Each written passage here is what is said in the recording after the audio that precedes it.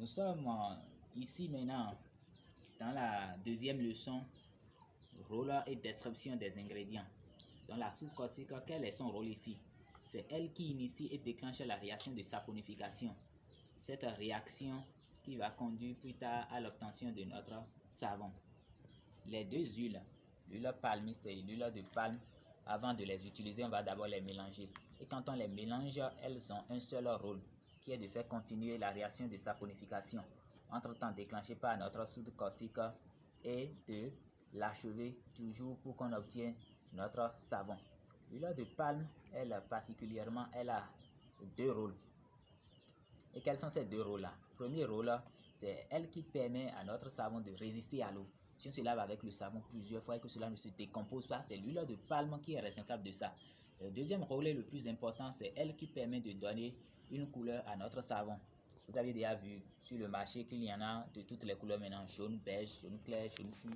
C'est l'huile de palme qui permet de faire tous ces jeux-là. Donc quand on sera dans la leçon 3, je vais vous expliquer comment elle permet de donner une couleur à notre savon. La solution de silicate, quel est le rôle de notre solution de silicate ici? C'est elle qui permet à notre savon d'avoir le caractère dur. Donc si le savon est bien dur, c'est notre silicate qui est responsable de ça.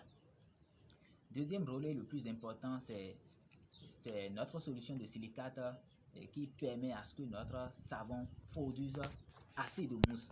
Une mousse massive, c'est notre solution de silicate qui est responsable de ça. Notre glycérine, quel est son rôle ici? Son rôle, c'est de rendre la peau lisse. Donc ici, elle va d'abord rendre le savon lisse et par ricochet rendre la peau de son utilisateur lisse. Donc si en préparant le savon, on oublie de mettre la glycérine, à la fin, on va obtenir un savon qui ne sera pas lisse comme ceux qu'on voit sur le marché.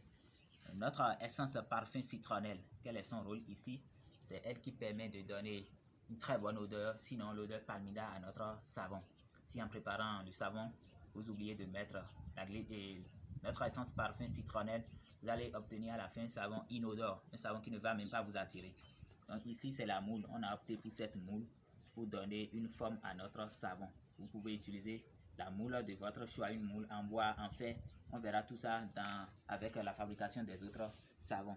Ici, c'est le thermomètre. Donc, c'est pour prendre la température des huiles et de notre solution de soupe caustique qu'on va préparer tout à l'heure. Ici, c'est le colorant. Donc, parfois, comme je vous l'ai dit tout à l'heure, l'huile de palme permet de donner une couleur à notre savon. Donc, parfois, ça trompe. Et quand ça trompe, qu'est-ce qu'on fait? On essaie d'ajouter le colorant pour que la couleur jaune là puisse